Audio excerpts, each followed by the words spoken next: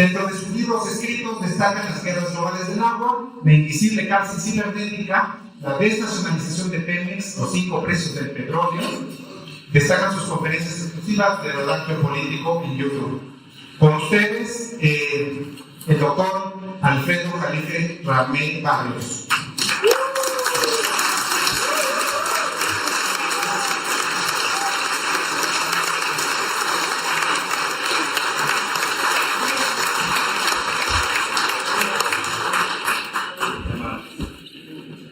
El placer es triple.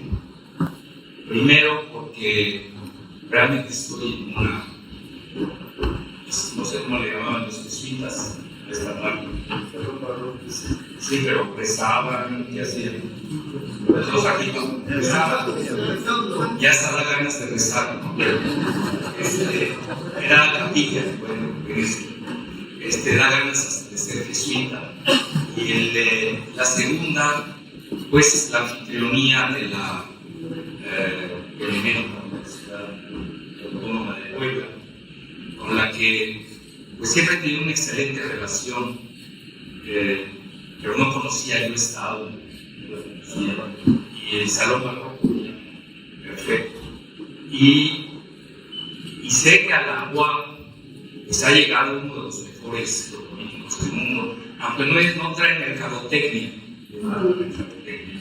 pero yo creo que es de los primeros. Galton, yo recuerdo mucho, ustedes lo traían, y a mí antes también me invitaban, pero en la Facultad de Derecho, ahí tiene una aula muy amplia, si no me equivoco. No, pero aquí lo de aquí es exquisito, es un lugar maravilloso. Vean, antes de entrar al tercer punto, porque estoy terriblemente emocionado, parece que hay muchas personas que quieren entrar.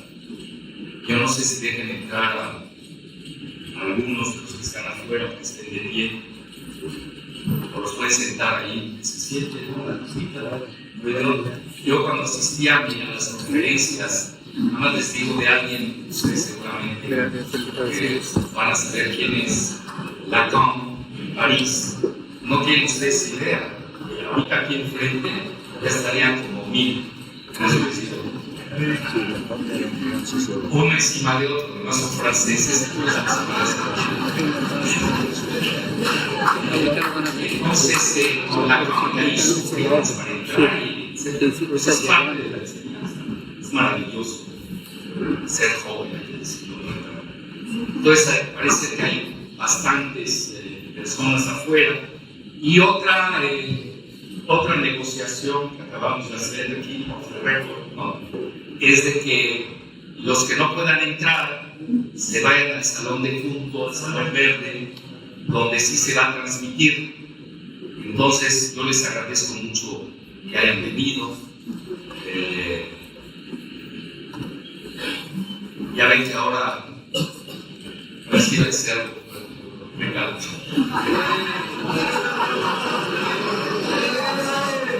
Aquí por lo menos llegamos. Ya se imaginan qué es lo que quiero decir, Ya para que les digo, que no están llenando, bueno, nada de nada. Y aquí sí llenamos.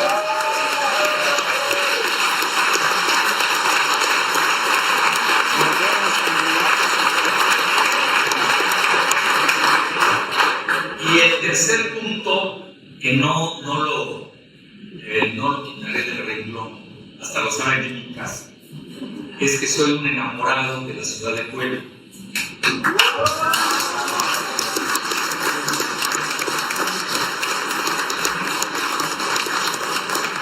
A mi juicio, es la ciudad más bella, cercana a la capital. No encuentro otra ciudad más bella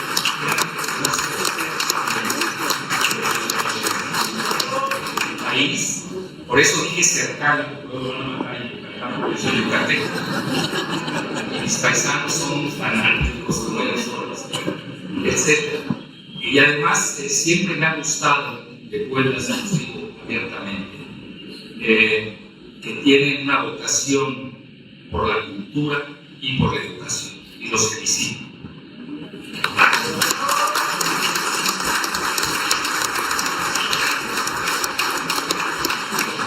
Bueno, ya en otra ocasión hablaremos. Ya ven que ahora existe una clasificación del STEM, que quiere decir Science, Technology, Engineering y Mathematics, que desgraciadamente en México no viene en buen lugar. No sé si vengan siquiera,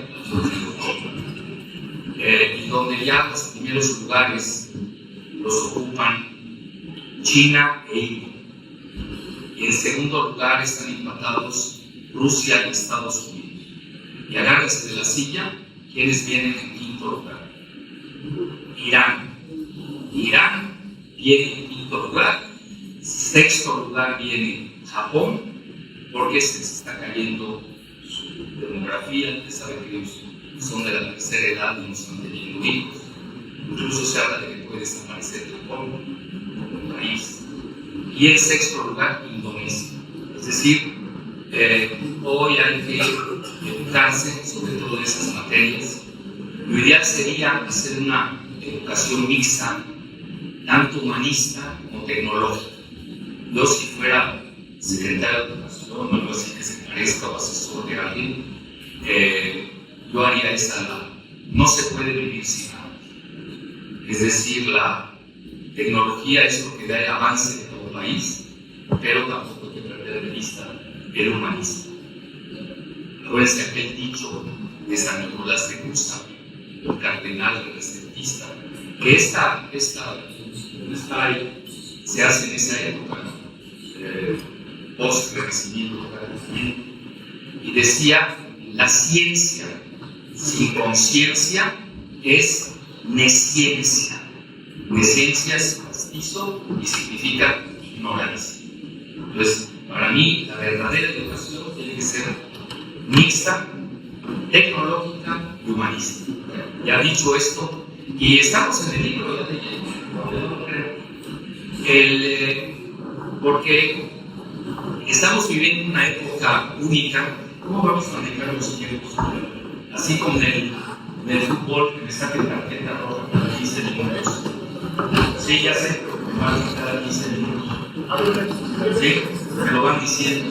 No, porque si no, yo me quedo como Fidel Castro hasta la mañana.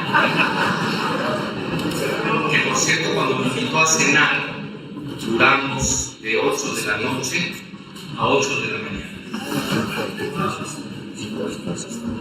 Muy generoso, había un Vega Sicilia.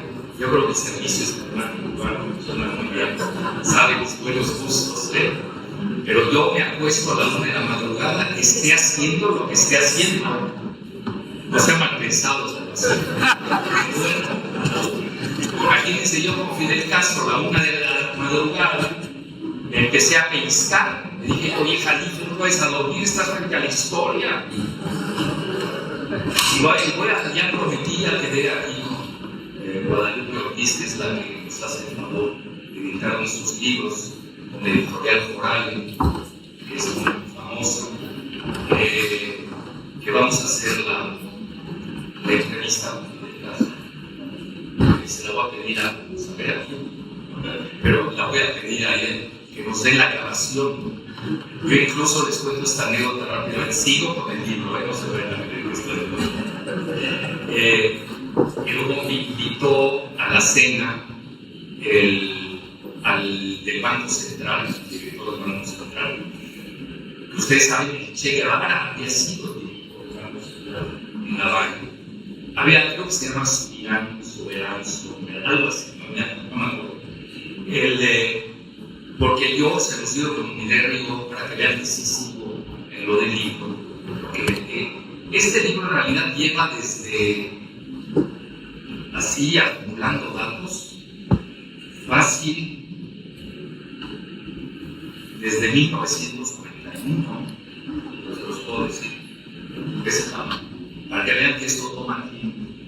Lo que ves es que ahora el tiempo se aceleró de manera exagerada. Entonces estaba en la cena, estaba su secretario particular, el primer ministro, y estaba, eso me lo hizo como deferencia, el comandante Fidel Castro, estaba el rector de la Universidad de La Habana, que tiene un elevadísimo nivel, sí, exageradamente alto. Ahora muchos dicen, pues, que critican a Foucault, es que estudia porque no tiene nada que hacer. Y así vamos a esas les digo. Entonces, en un momento dado me dice el comandante, les cuento 2 anécdotas rápido, porque estoy en el libro. Agarra y saca 20 libros de la globalización. Y dice, a ver, chico, él me hablaba de usted, de tu joven y todo, no de usted, de mi grado usted, más en esta época. Todavía no era el tercer lugar en el ranking de geopolítica mundial. No, si no lo hubiera dicho comandante, no somos iguales. No, en esa época. Y además yo cuando salí de la cena dije, bueno, ¿qué me quedó de Fidel Castro? Desde tantas horas, 12 horas. Yo creo que es la persona a nivel hombre, más culto con quien me he encontrado en el continente americano. Él sabía el español como nadie, lo manejaba como si fuera el hijo de Don Quijote. Además era el hijo de Don Quijote por sus ideales. Y esa es la idea que me quedó del libro, ya de cantellas, quién era esta persona. Y yo creo que si hubiera sido abogado, no es que él estudia en leyes en Nueva York, estudia en una escuela jesuita, estoy haciendo propaganda a los jesuitas, y hubiera sido, yo creo, uno de los mejores abogados de este tamaño. Sabía debatir, sabía discutir, fuera de sí, independientemente de las ideas que él profesaba. Entonces, en un momento dado, y él muestra los 20 tomos ahí. A ver, chico, dime cuál de estos libros debo leer. Entonces me pongo a ver los 20 libros. Y aquí entre nos, aunque sí se lo dije, yo antes era más abierto, y ahora me pido más.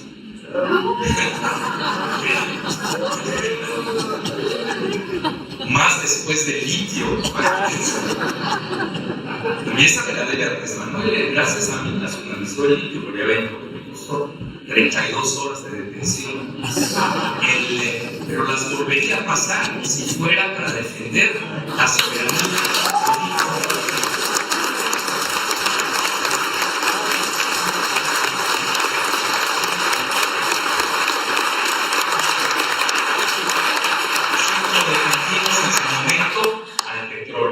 Ustedes saben, uno de los libros que citaron de la desnacionalización de Pemex tiene el prólogo del hoy presidente López Obrador. Es decir, esas dos sí me las deben, el petróleo y el litio. Bueno, pasemos a los 20 libros. Y veo, dije, bueno, ¿de dónde saco los libros? Fidel Castro, ¿no? Entonces le dije, vea, con mucho respeto, pero estos 19 no valen nada. Sí, abiertamente. No sé quién se los dio, no voy a ser ministro de Cultura, de Educación, que a veces Dios mío, sabe uno si están donde deben estar. Y que no, no. Y hay uno que medio se salvaba, que era de Enric Böll, traducido al español. Le digo, es pasable. Y yo era comandante, pero le falta el mejor. ¿Cuál es este? Pues el mío. El lado oscuro de la globalización. Y vean, dice, este hace mucho que lo tenemos y lo estamos leyendo en las primarias y secundarias, bachilleratos y universidades de Cuba. Y dice, les gustó mucho. Y ustedes me preguntan, yo creo que si lo volviera a hacer, lo escribí en 2020, nada más lo actualizaría. Sigue que esa, a veces uno propone y la realidad dispone. Quiera uno, ¿no? Entonces yo hoy sí lo volvería a hacer, nada más que cambiaría algunos datos. Y obviamente le metería la parte de la desglobalización. Pues ya estamos en calor y les comento rápidamente, estamos ante un momento, un punto de inflexión único de la humanidad. que ya se está viendo hacia dónde va. Se está definiendo el nuevo orden mundial. Fíjense lo que somos. Esto es lo que estamos viviendo, ni más ni menos. Muchos en México no se dan cuenta de que están cometiendo graves errores de opciones estratégicas y políticas. Es más, se los digo abiertamente, no se están dando cuenta de qué está pasando en Estados Unidos. Las elecciones, aquí tenemos el 2 de junio, aquí lo tienen, en Estados Unidos tienen el primer martes de noviembre. Entonces, ¿y qué va a definir el nuevo orden mundial? A nivel militar, a mi juicio, va a ser el desenlace de la guerra de Ucrania, más de lo que está ocurriendo en Gaza, a pesar de que nos duela, todo lo que no quiero abordar mucho. Por ahí ustedes lo saben ya hasta mejor que yo. Pero Gaza no define el nuevo orden. Lo que lo va a definir es Ucrania. Y ya se está definiendo porque Ucrania ya prácticamente perdió la guerra. Pues al perder la guerra, este mundo multipolar, enarbolado, encabezado por Rusia y China, pues van a ser ofensivos. Frente a la anglósfera, si lo quieren poner ustedes, frente al G7, como lo quieran poner. Entonces tendríamos por un lado, yo lo pondría más en el Olimpo, pondría Estados Unidos frente a Rusia y China. Además, Rusia y China traen un G2 abiertamente. Incluso lo ha dicho el mandarín Xi, es un G2 sin límites. ¿Por qué? Porque se ha dado una gran complementariedad entre ambos países. Y ahí, a mi juicio, desde hace mucho había cometido un grave error que viene desde atrás, no es nada más de Biden. Yo lo pondría desde los Clinton, lo seguiría con Obama, cuyo vicepresidente era Biden, y luego con el mismo Trump, que vean que no soy maniqueo, estoy a favor de demócratas, de republicanos. Es análisis duro, crudo. Aquí no tiene nada que ver con sentimientos, es como la política es como ir con un médico, voy a decir en términos muy suaves, porque suena muy feo, carcerólogo, ya lo dije, oncólogo. Es como ir con un oncólogo que va a decir la verdad. No te puedes estar engañando. La geopolítica es igual, es clarísima, definitoria. Entonces hoy sí estamos en el ascenso de un G2 de Rusia y China frente a Estados Unidos, que hoy, y digo a grandes pensadores, ya Galton, para citar, ahí ustedes invitan mucho aquí, y yo lo seguía gracias a que yo realmente aprendí a través de la UAM a seguir a Galton. Se los digo a que vean la influencia que ustedes pueden ejercer con, no me estoy obviamente aquí autonombrando, pero con los invitados que realizan. Dime a quién escuchas y te diré quién eres. Si van a escuchar basura, vas a procesar basura. Yo creo que hicieron muy bien en haber invitado a Galton, que él previó, igual que otro gran pensador francés, Emmanuel Roth, un gran demógrafo, historiador, previeron la caída de la URSS en su momento. Y ahora se adelantaron y previeron la caída de Estados Unidos. Les recuerdo, y que no se vayan a molestar nuestros amigos poblanos de Nueva York y Los Ángeles, que Estados Unidos está en decadencia. Y en México yo no veo, ya no el plan C, no veo el plan A. Y hay que tener plan B, plan D, F, y ahí hasta donde los ve. Porque realmente la situación de Estados Unidos es muy preocupante. Yo acabo de publicar un artículo en Sputnik, precisamente, que lo publicó, lo digo con humildad, digo, fui el primero en escribirlo en Latinoamérica,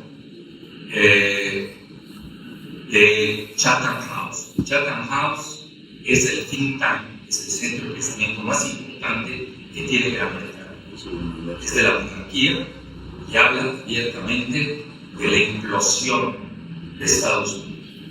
Incluso hablan de una guerra civil, que la estamos viendo, entre dos bandos diametralmente opuestos, con Weltanschauung, como lo dicen en alemán, con cosmogonías totalmente opuestas. Pero yo no me quiero meter a la cuestión sociológica y cultural, sino que sigo con el libro, porque eso es importante entenderlo. Biden es globalista. Está a favor del nuevo orden mundial unipolar, un gobierno global único, del que había hablado abiertamente los ministros laboristas, imagínense, laboristas de Gran Bretaña, como son Brown y son Blair. Brown y Blair abiertamente lo dicen. Queremos un gobierno mundial que están a favor, sigo con Biden, pero sigo con todo el Partido Demócrata. Y fíjense, lo digo abiertamente, yo toda mi vida, bueno, de conciencia, pero acuérdense que el pensamiento es evolutivo.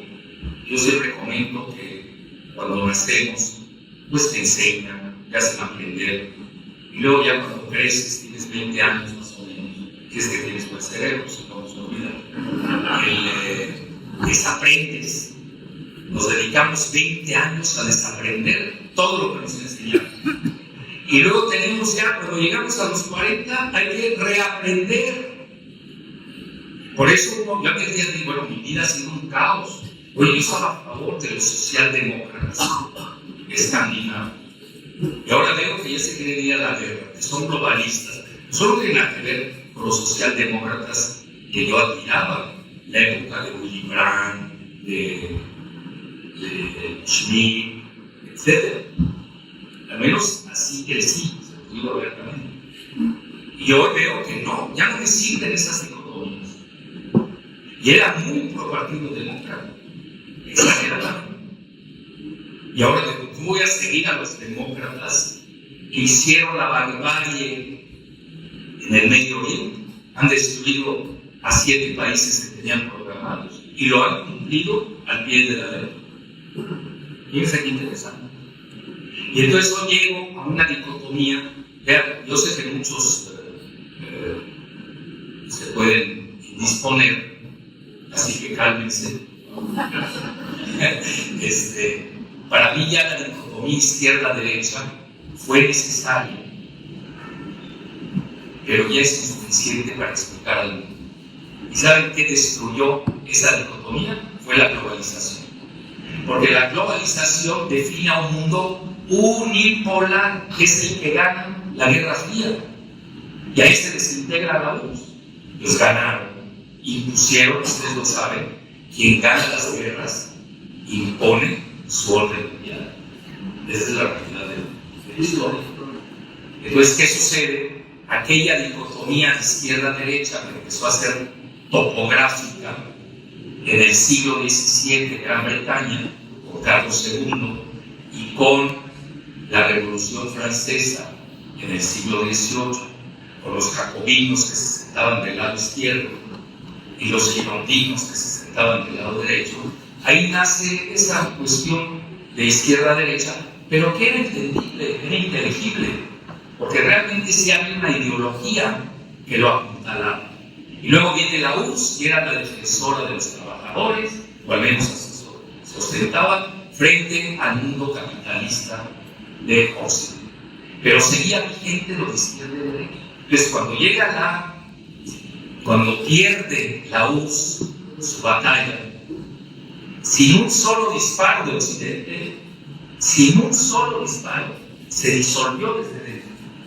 Entonces, ¿qué sucede? Se queda solo el capitalismo occidental, que impone el modelo de la globalización, y ya desde 1971 venían preparando con el alumno de Henry Kissinger y de David Rockefeller, David Rockefeller. Recuerden que una de las candidatas es becaria de David Rockefeller. Que no me hagan con cuentos que es izquierda eso, si no ya no entiendo nada. O es demasiada ignorancia, o están maiciados. Cabe esa posibilidad. Ahí ya no puedo responder. Entonces, pero las tres candidatas, conste que dije las tres candidatas, son lo mismo, son globalistas. A veces ni se dan cuenta. Vean que esto es, yo emito una hipótesis del triángulo. Tienen el triángulo y en la base tienen a varios. ¿No? Aquí tenemos a tres candidatos. Pero cuando van ustedes subiendo el triángulo, los intereses, alguien le decía ahora, un economista aquí, que nos recibió, nos hizo el favor de recibir, me decía, follow the money. Y así es, follow the money. Llegas a la punta de la pirámide y nuestras tres candidatas son globalistas. Dependen de BlackRock, dependen de Soros, dependen de Bloomberg. Entonces, ¿de qué estamos hablando? Esos son datos duros. No es aquí imaginación, propaganda, comprar encuestas. Hay que tener que... Yo estoy hablando ante gente que trata. Entonces, ustedes tienen la obligación también de investigar. Y no estar siguiendo encuestas patito. Entonces, ya dicho esto, me preocupa porque no estoy viendo una postura soberanista en ninguno de los candidatos. Estoy viendo posturas globalistas. Si es que me baso en mi muy humilde hipótesis, que la hice en un libro que se llama hace 5 o 4 años, no recuerdo. Guadalupe sabe mejor que yo. ¿Desde cuándo fue? El que era globalistas versus nacionalistas. 4 años, ¿no? 4 años. Bueno, y fíjense que se los digo con unidad de rigor. Gustó mucho en Rusia, en Estados Unidos y en China. ¿Para qué quiero más? ¿Para qué quiero? Los de arriba. Entonces me sale ahí un aldeano y un paisito de los centros. Me viene a decir, no, bueno, ya, dejémoslo. Bueno, a lo que quiero llegar, hoy la dicotomía izquierda-derecha está totalmente superada. Hoy estamos jugando frente al Foro Económico Mundial de Davos, que son globalistas, versus los soberanistas. Esos son Rusia y China. Ahora, dentro de Estados Unidos, también hay que decirlo, y conste que yo tengo un libro en contra de Trump, no crean. Bueno, en Estados Unidos yo no tengo ningún demonio de mi devoción, lo dejémoslo ahí. Él hizo un libro sobre la migración, que ya ni me acuerdo del título, ahorita me ayuda Guadalupe y me recuerda, un libro sobre la migración que era de Trump, la palestinización de los mexicanos. Que tuviera cuidado los mexicanos, que les puede ir como a los palestinos en Israel, de ese tamaño. Un libro que se adelantó muchísimo y vean, si gana Trump, creo no está ahí. Nada más que se adelantó 10 años. No, ¿cuánto lleva Trump? 8 años. 8 años. Una tendencia. Para que vean que uno a veces dice, es como el libro de la desglobalización. Me van a perdonar, ahorita ya está BlackRock, dice que estamos en la desglobalización. Yo que soy un insecto de quinta, emplumado además, lo manejé desde el 2008. Desde el 2008 hablo de la desglobalización.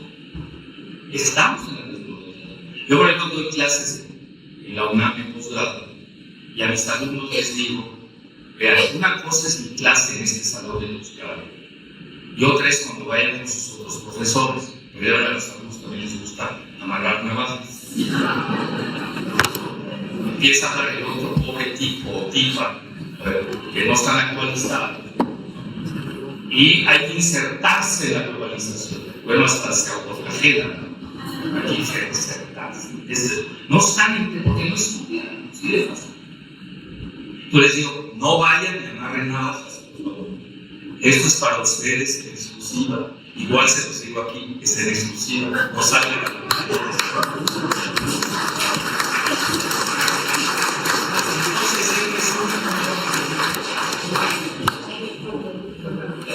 bueno, está más emocionado que yo.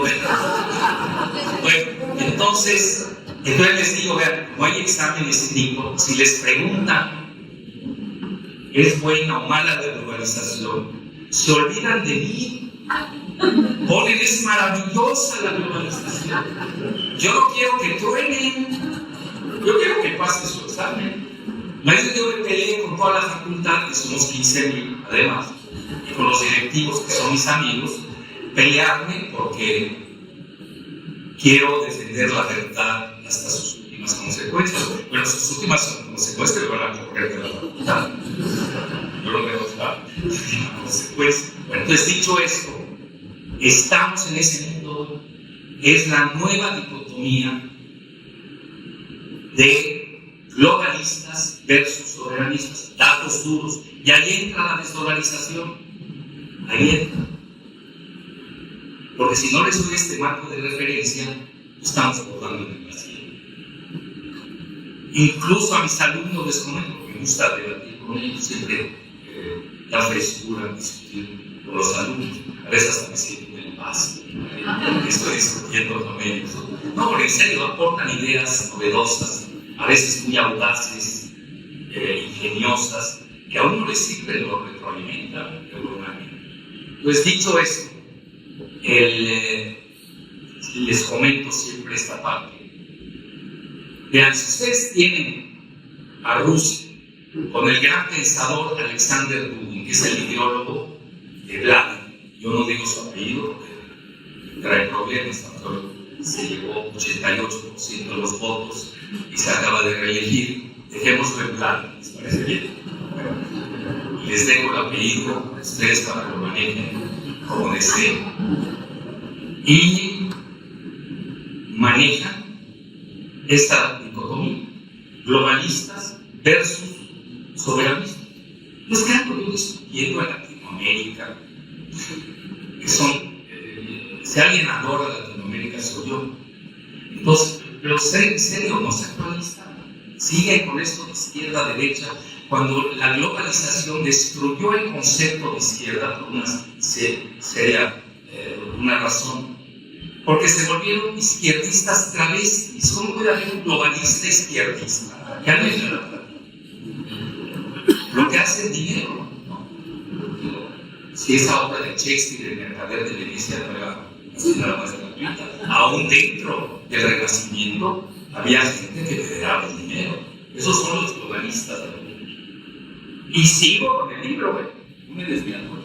Ya estamos subiendo poco a poco el nivel para llegar hasta todo. Bueno, ya lo reconoce Rusia. Bien, imagínense quién, la que tiene las mejores armas hoy del mundo. En Estados Unidos, por lo menos, lo reconoce el que hoy es puntero, y conste que yo no soy pro, lo reconoce el puntero. Bueno, ya vamos. Y en China, idem. A ver, que traen la alianza, ellos la globalización que tienen es más económica que financierista. Eso también hay que saberlo distinguir y diferenciar. Y Latinoamérica, se los digo abiertamente, fuera de Lula, y yo creo que el presidente de Bolivia, Luis Arce, yo creo que los tres malos de la izquierda latinoamericana, nada más que es una izquierda que no acepta Estados Unidos, porque no es políticamente correcta, y es la izquierda de Cuba, la izquierda de Nicaragua y la de Venezuela. No les gusta. Bueno, por eso los dos, ¿cuál es nuestra tarea como analistas, como profesores, como académicos?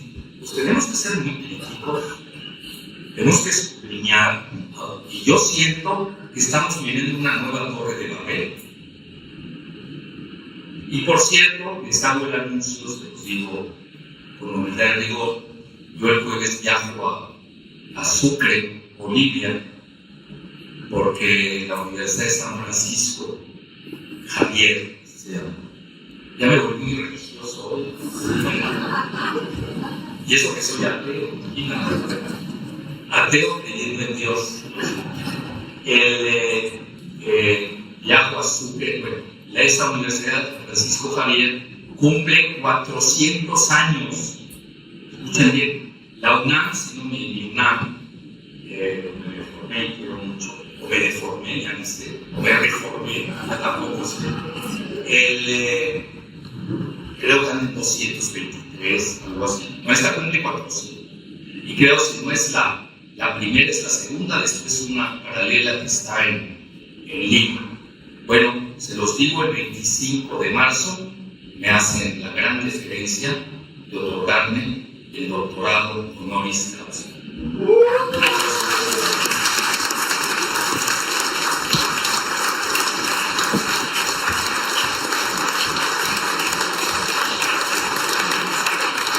No estoy aceptando lo que me den aquí el doctorado. Nada más estoy dando datos.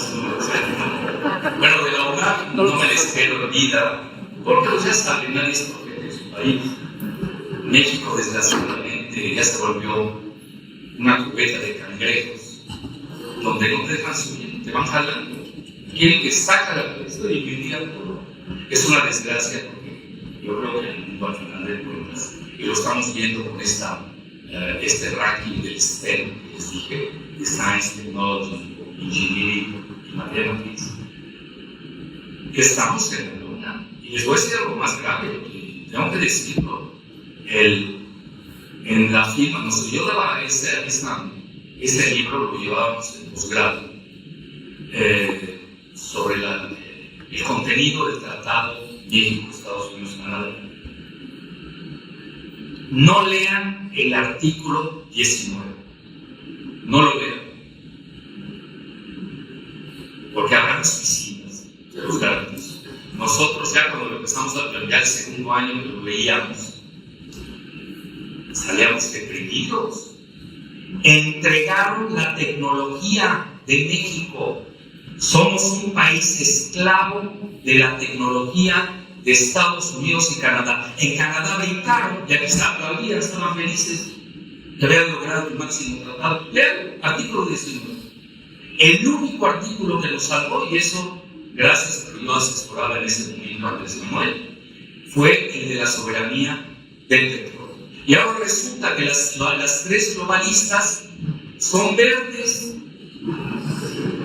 Verdes, bueno, están muy verdes, es otra cosa. Pero la energía verde se pospuso, no leen, se pospuso por lo menos 20 años. Están regresando de nueva cuenta los hidrocarburos. ¿Por qué? Porque Rusia está ganando la guerra en Ucrania, así de fácil. Si Estados Unidos hubiera ganado, todos seríamos verdes. Y se los hubiera dicho aquí también, porque yo analizo. Esto es una publicidad ni proselitismo. Pues vean lo importante de conocer los parámetros del mundo. Pues ya se lo resumí en forma sencillísima.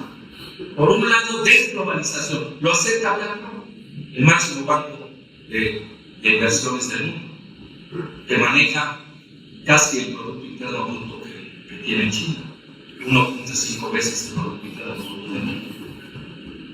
Ya lo acepta. ¿Pero en qué? Ya que el insecto plumado de quinta, ya lo había sacado desde 2008. Y eso que yo manejé parámetros nada más económicos, viendo tendencias. No crean que hice algo así fuera del otro mundo, pero era muy sencillo verlo. Hoy yo ya hago el libro, olvídese, hago una enciclopedia de la desglobalización. Ya tengo más datos duros, iría a las finanzas, y hasta casi vamos a entrar, ahora sí de lleno, al libro. ¿Cómo va?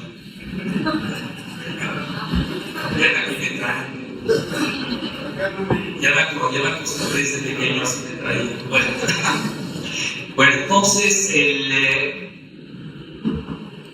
muchos, desde el punto de vista geoestratégico, Ucrania define el nuevo orden mundial. ¿Cuál va a ser el nuevo orden mundial de los triunfadores, que son BRICS, que acaban de ingresar 10 países? Ya saben cuáles son, ¿o quieren que se los diga? Bueno, entraron, vean quiénes, puro petrolero y acero. Entró a Etiopía porque Etiopía, como muy política, muy inteligente de parte de los BRICS, ya saben, Brasil, Rusia, China, India y Sudáfrica, que son 5 que ingresaron, iban a ser 11. Afortunadamente no entró el dolarizador Milei. Se salvaron los BRICS. Él cree que castigó a los BRICS Milei. Se salvaron. Aquí es uno que quiere dolarizar Argentina, cuando eso ya es old fashion, eso era de los 70. Ya está demasiado eso de la dolarización. Ya hasta Estados Unidos se quiere desdolarizar.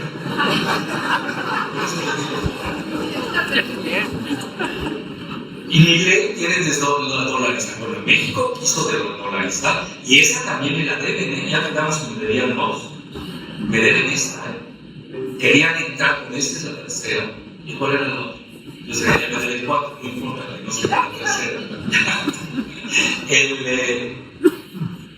En los 70, que había alguien muy arriba en el poder, me consultó, yo eso me dedico, de que vivo del aire, o como el Pigmenio Ibarra, que me dé 120 millones de crédito para no pagar. Imagínense. Esa es la transformación. Bueno,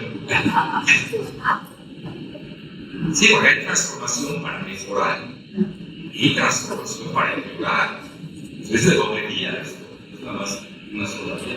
Yo a esa parte, la mala, le llamo transmogrificación. Ya les di una tarea, pero transmogrificación, va a ser una palabra dominguera. Bueno, entonces, en los 70, me consulta alguien muy cercano a mí, que si convenía, porque estaba Guillermo Ortiz, el hidrocálido, estaba en la siguiente, quería dolarizar porque era la moda para Latinoamérica. Y le dije, mira, ahí te va, esa es mi humilde opinión. En ese momento no había pena, no teníamos dudas. Lo que decía el PRISA se acabó.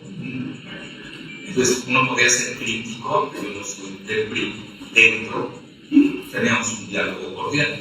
Yo le dije, mira, es mejor devaluar que dolarizar.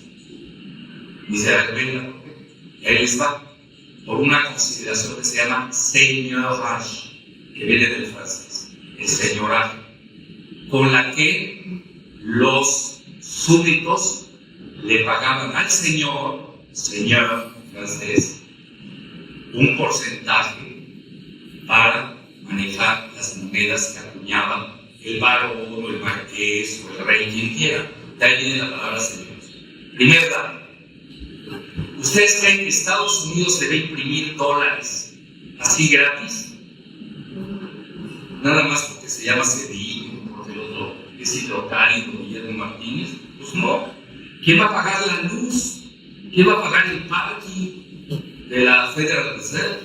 Los papeles que se imprimen. Alguien los tiene que pagar. Y ahí viene el señor.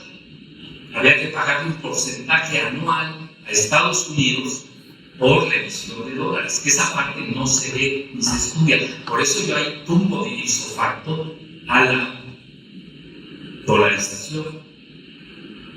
Eso es importante entender.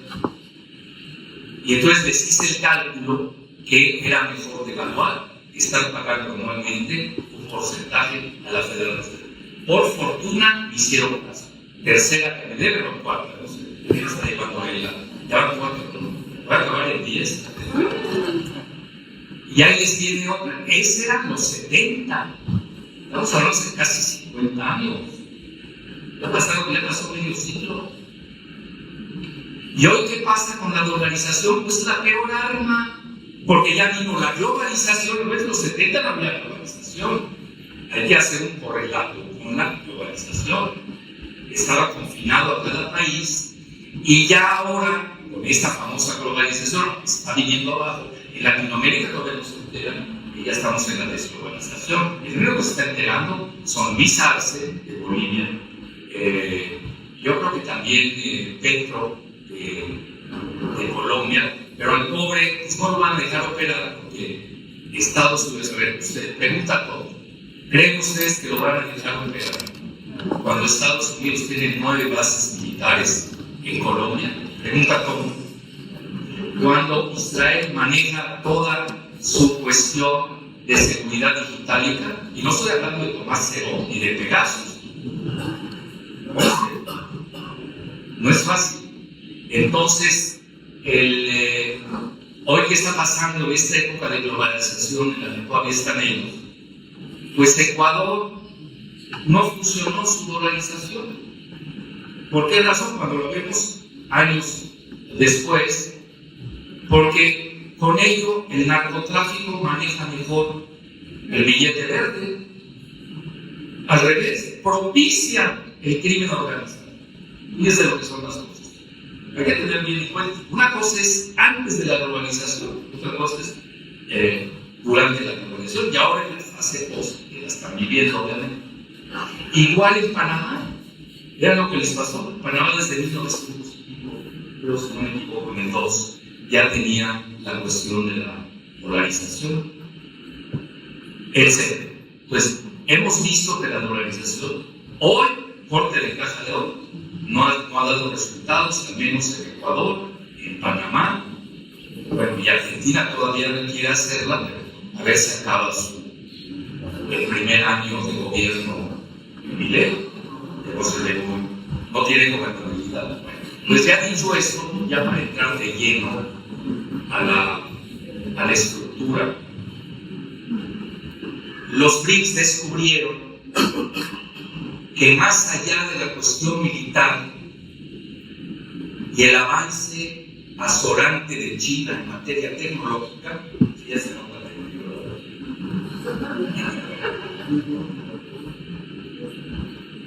Es que me estoy emocionando, voy creciendo. Bueno, el verdadero poder de Estados Unidos radica en su dólar. Esa es la verdadera fuerza de Estados Unidos. En materia militar ya la superó Rusia. Podemos pasar 10 horas. Tiene más bombas nucleares, tiene misiles hipersónicos, etc. China, prácticamente todos los recursos tecnológicos, con el primordial, inteligencia artificial. Y aquí todavía no empezamos con inteligencia natural. Imagínense. Luego el mundo avanzó a pasos acelerados. No tiene idea.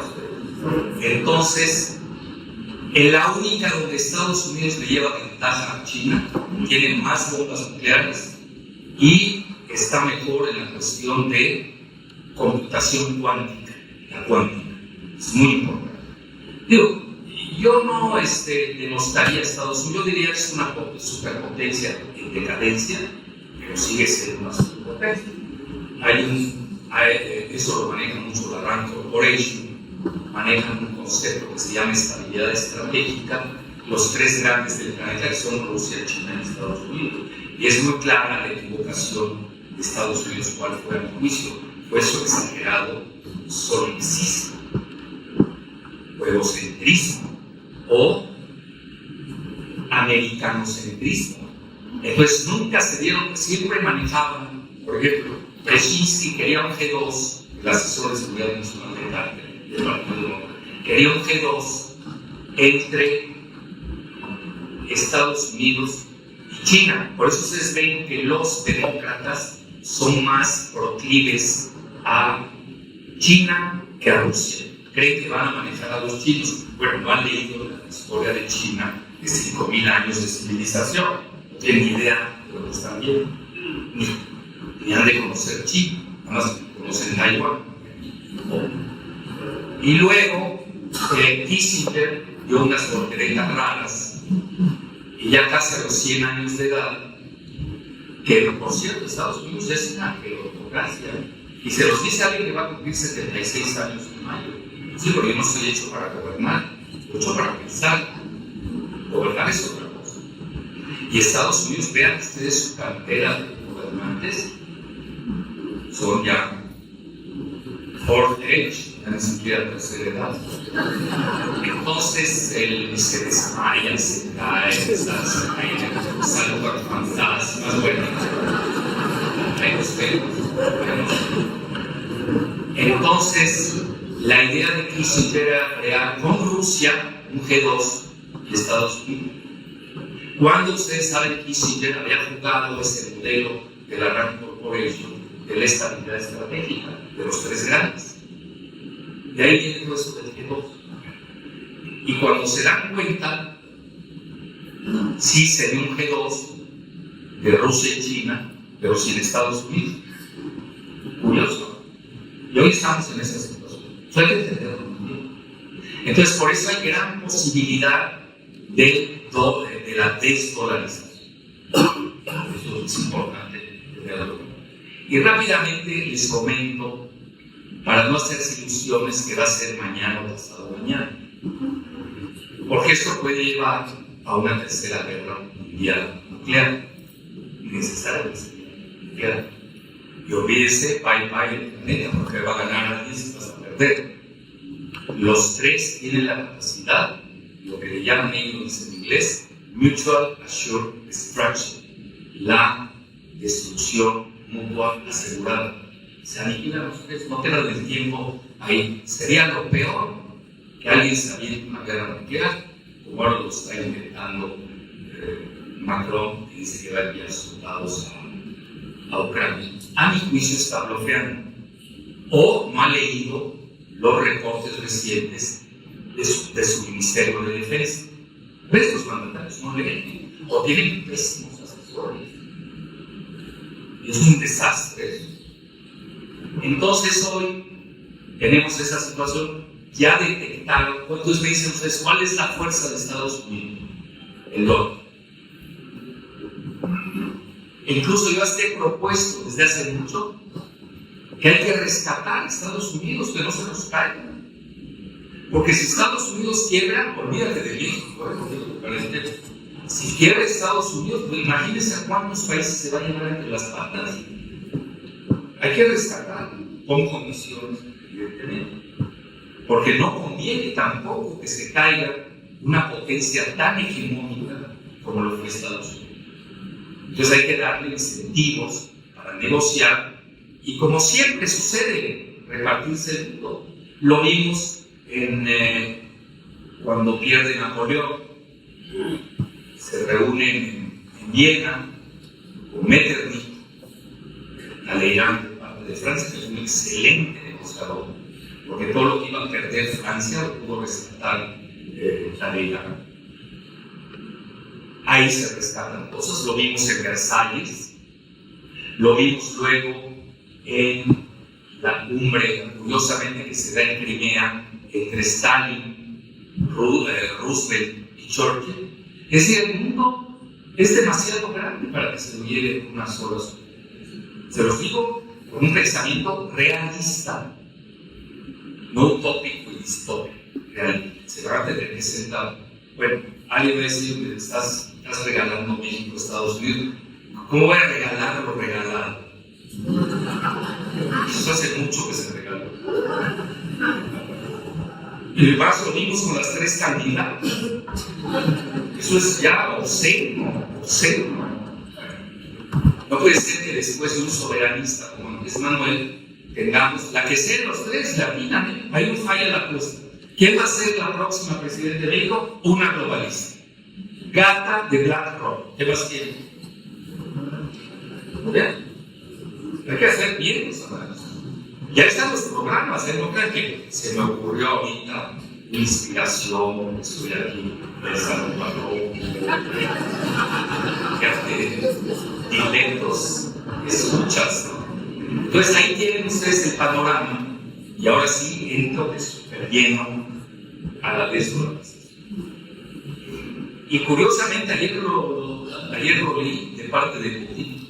Comenta, si los países petroleros árabes empiezan a manejar sus divisas nacionales en lugar del dólar, el dólar está muerto.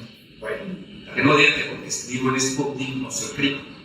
No estoy de acuerdo con Putin en ese renglón, al menos que tenga otros datos. Espero que no vaya a llegar. Y ahí ya pues, te callas, ¿no? Ya no tienes nada que decir. Sí, porque el otro es ejecutivo y uno que es, pues nada. Si yo tengo otros datos o los tengo, pues da igual, no pasa nada. Hasta les molesta la crítica, no están acostumbrados. Entonces, para que vean que yo aplico la dialéctica, ok, ya vi la tesis, quiero verla aquí, ya está al principio. No estoy de acuerdo por una razón. Yo creo que sí le falta al esquema de Putin. Lo que pasa es que es difícil decirlo en una entrevista en gran público. En mi caso, ahorita ya voy a elevar el nivel para decirles que hay varios tipos de desdolarización. La desdolarización de la que habló Putin es la que yo llamo la desdolarización soft. Ayer en el libro. Es más, ya ni lo lean, ya con eso. Se entiende, se lo estoy resumiendo. La desdolarización soft, la suave, ¿cuál es? El petrodólar, bye bye. Y emergen quizás solo el petrolyuan, quizás el petrorrublo y quizás la petrorrupia. La rupia es la divisa del año. Ya un paréntesis. No, y yo la viví, a mí esa no me la cuenta, la viví en carne propia.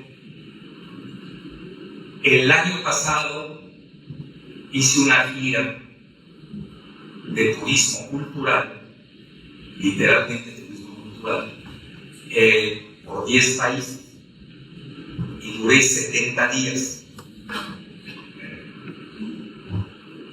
Y en los 10 países a los que fui, se mata por $1. Entonces imagínense que yo hable ahí con uno que tiene el foreign exchange, ¿cómo se llama? Y dice Jalife que se va a acabar la dolarización. De loco no me va a bajar. Porque estoy hablando de un nivel muy chafa. Es el dólar callejero. Yo lo viví. En Beirut se matan por $1. En Turquía se matan por $1. Voy a Qatar, se matan por $1. Fui a Chipre, se matan por $1. Fui a Pakistán, ahí sí te matan 10 veces por $1.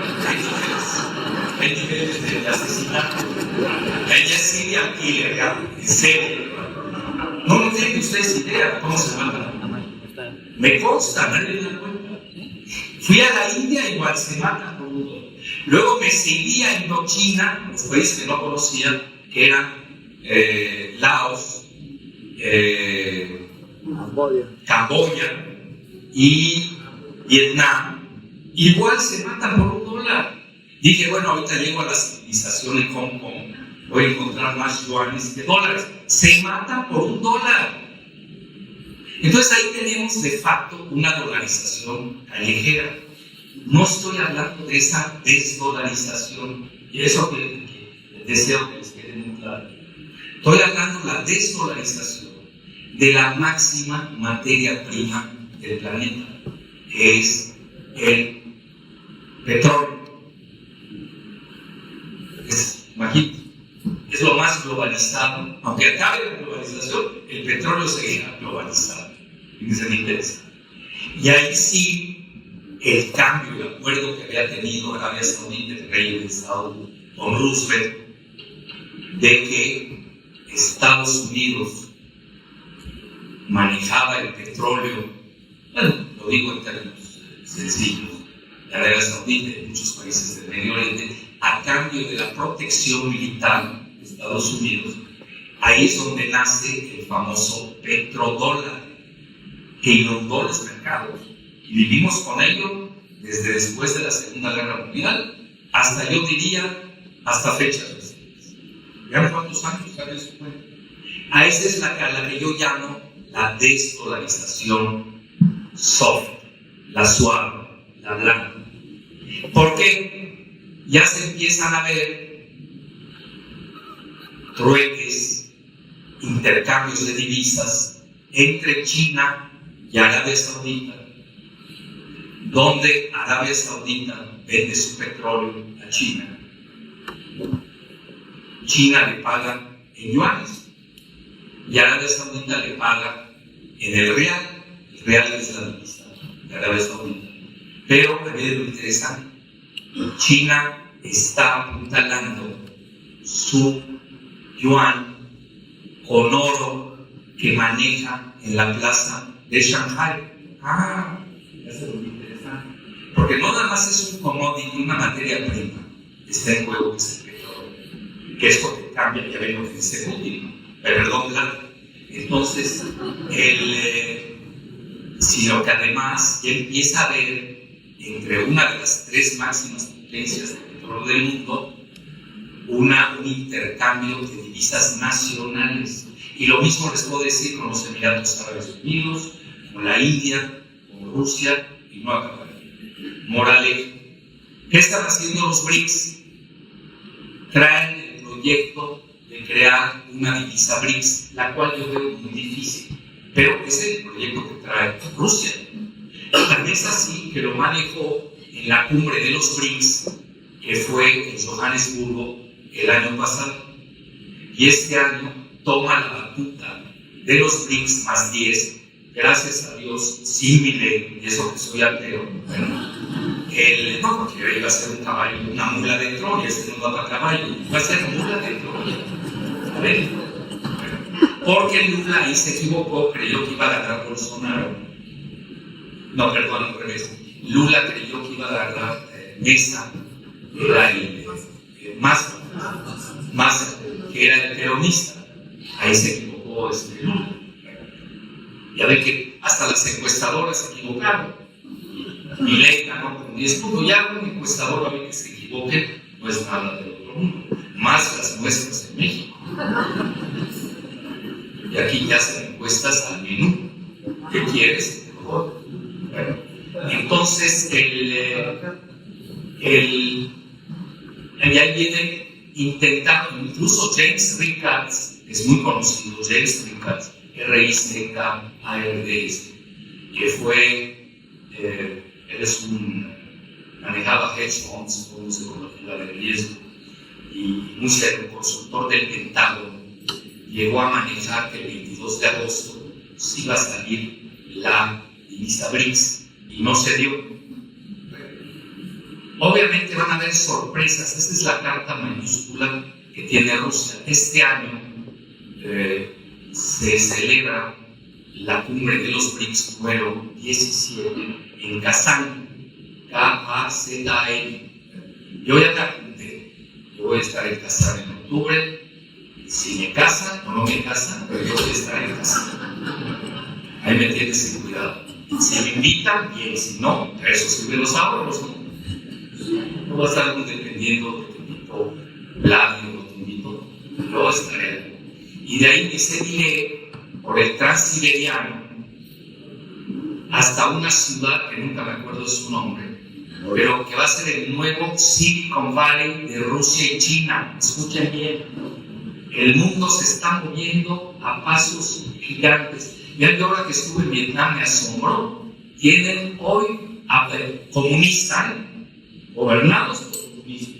Estas dicotomías ya no sirven, no sé por qué las siguen usando. La mató la globalización, esta dicotomía izquierda-derecha. Y lo que hace Vietnam apuesta a todo eso. Yo creo que es de los países que más están avanzando y apostando a su educación, teniendo excelentes relaciones con Estados Unidos. Y últimamente ya se reconciliaron con China. Bueno, a lo que quiero llegar. Entonces, esa es la carta hoy de los BRICS. Esa es la que existe. Y en Kazán seguramente van a lanzar algo novedoso. Lo que ves que aquí no pueden irse tan a prisa, porque ahí sí Estados Unidos, a mi juicio, sí sería una guerra aunque la pierda. Pero ahí todos van a perder. Sería una guerra suicida. No crean que, como les digo, pierde Estados Unidos, van a perder los otros dos también.